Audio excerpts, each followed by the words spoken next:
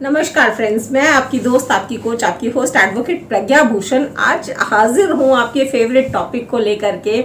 और बहुत सारे मेरे व्यूअर्स के इस टॉपिक पे सवाल आ रहे हैं कि मैम, अगर हमारे घर में किसी के नाम पे संपत्ति है, चाहे वो हमारा स्पाउस है, फादर है, मदर है, ग्रैंड पेरेंट्स हैं, जिनके नाम पे संपत्ति है और उनकी अचानक ही डेथ हो जाती है, तो वो प्रॉपर्टी उनके वारिसों के नाम पे, उनके लीगल हेयर्स के नाम पे कैसे आ सकती है?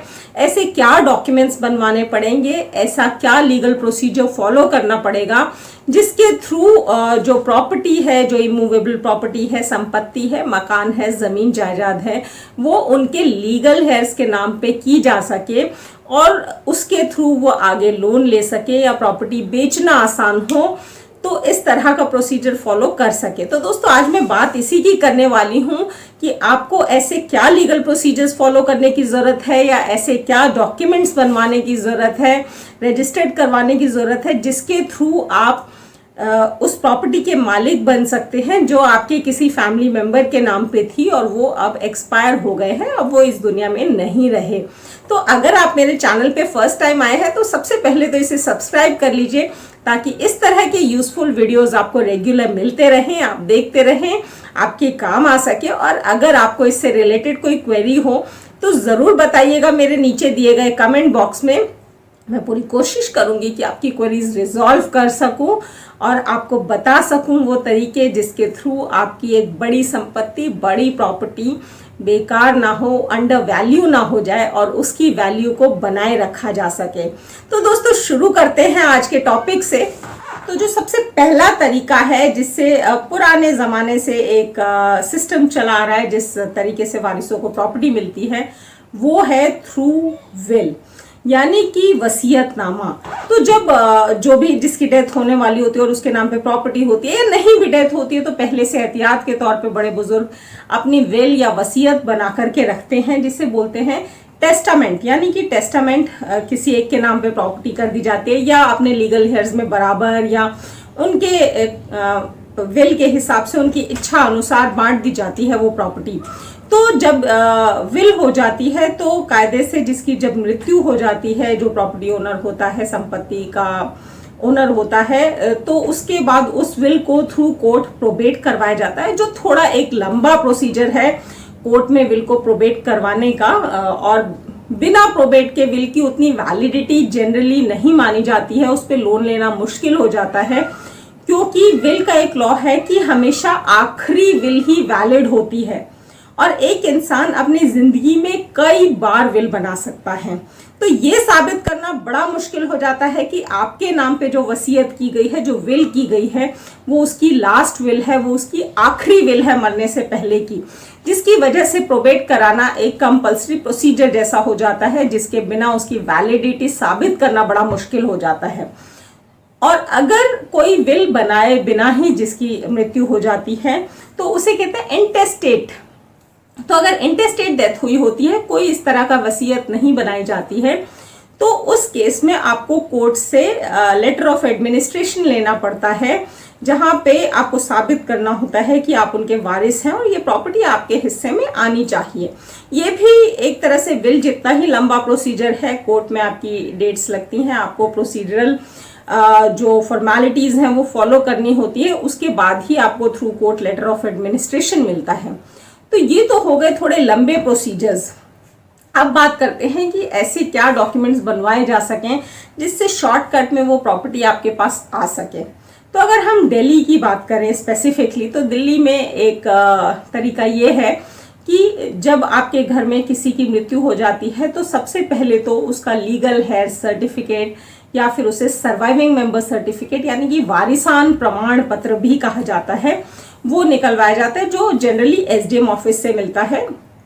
वो बहुत ज़रूरी है ये जानने के लिए कि जिसकी मृत्यु हुई है, जो डिजीज्ड है, उसके एक्चुअल लीगल हेयर्स कितने हैं, ये डिसाइड करने के लिए कि किन किन लोगों का हक बनता है उनकी प्रॉपर्टी में जो वो छोड़ के, जिनकी डेथ हुई है।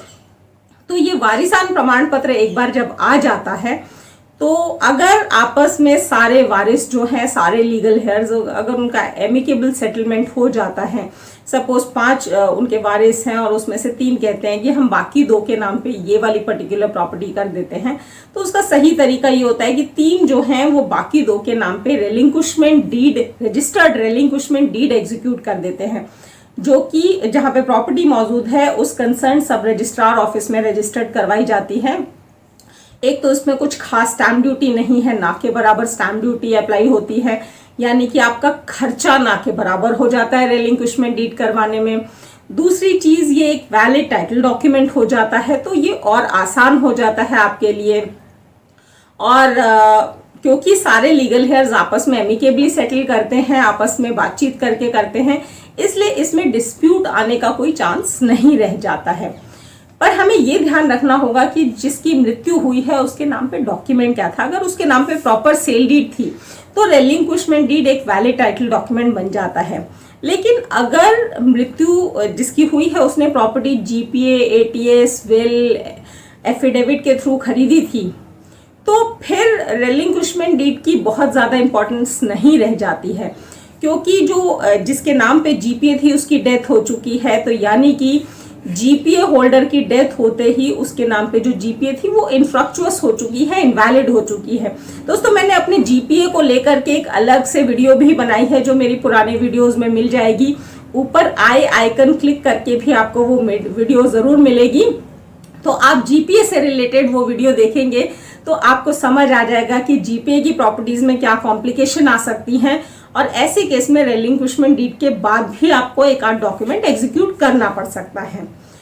तो बात करते हैं दिल्ली की, तो यहाँ पे आप रेलिंक्विशमेंट डीड एग्जीक्यूट करवा सकते हैं, जो कि एक काफी सस्ता काम है, आसानी से हो जाता है और 1 या 2 दिन में आपका पूरा प्रोसीजर कंप्लीट हो जाता है। तो ये एक बहुत ही आसान तरीका है वारिसों को अपने नाम पे प्रॉपर्टी कन्वर्ट करवाने का। अगर हम बात हरियाणा की करें तो हरियाणा में भी ये काम काफी आसान है, क्योंकि हरियाणा में transfer deed within blood relation का प्रोसीजर है, जहां पे अगेन 0 स्टैम्प ड्यूटी लगती है, यानी कि अगेन आपका खर्चा ना के बराबर है, कोई खास खर्चा नहीं है ट्रांसफर डीड करवाने में।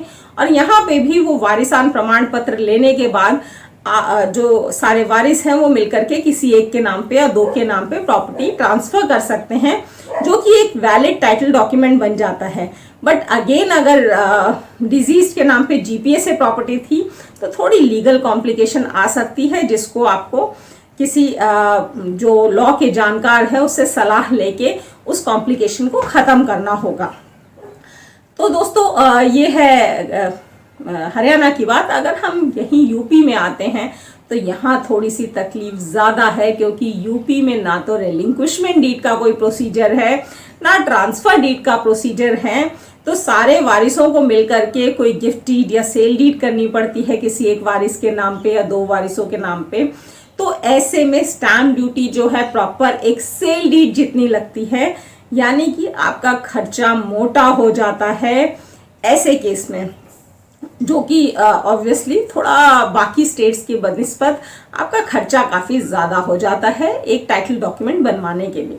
दोस्तों, बात करते हैं अगर आप प्रॉपर्टी बेचना चाहते हैं तो क्या करें। तो बेचने में आपको ये एक सहूलियत मिलती है कि जैसे दिल्ली और हरियाणा में तो रेलिंक्विशमेंट डीड और ट्रांसफर डीड जो है वो एक काफी सस्ते डॉक्यूमेंट है, और वो बनवाना हम यही सलाह देते हैं कि वो पहले बनवा लें और उसके बाद बेचें, तो बेचना थोड़ा आसान हो जाएगा। लेकिन यूपी में सारे वारिस मिलकर के वारिसान प्रमाण पत्र लेने के बाद जॉइंटली उस प्रॉपर्टी को बेच सकते हैं, और उसके लिए फिर उन्हें अलग से कोई डॉक्यूमेंट बनाने की जरूरत नहीं पड़ेगी। तो ये एक आसान तरीका होता है कि उनकी स्टैम्प ड्यूटी का खर्चा भी बहुत ना आए और वो प्रॉपर्टी बेच भी पाए। तो ये कुछ तरीके थे अगर किसी की डेथ हो जाती है और उसके बाद वारिसों को प्रॉपर्टी कैसे मिले उसके। इससे रिलेटेड अगर आपकी कोई क्वेरी है या आप कुछ पूछना चाहते हैं तो आप जरूर पूछ सकते हैं मेरे कमेंट बॉक्स में। आज हम बात कर रहे थे इमूवेबल प्रॉपर्टी की, यानी कि अचल संपत्ति की, जमीन जायदाद मकान की। मैं अपना नेक्स्ट वीडियो बनाऊंगी इमूवेबल एसेट्स के लिए, यानी कि बैंक अकाउंट्स, गाड़ी, शेयर्स, डिबेंचर्स, उनको कैसे ट्रांसफर करवाया जा सकता है वारिसों के नाम पे, उसके ऊपर वीडियो बनाऊंगी। तो आप मेरा नेक्स्ट वीडियो भी देखना ना भूलें। आज के वीडियो से रिलेटेड अगर क्वेरी है तो ज़रूर बताएं, मैं रिजॉल्व करने की कोशिश करूंगी। मिलते हैं मेरे नेक्स्ट वीडियो में, तब तक के लिए थैंक यू, धन्यवाद, नमस्कार, शब बखैर।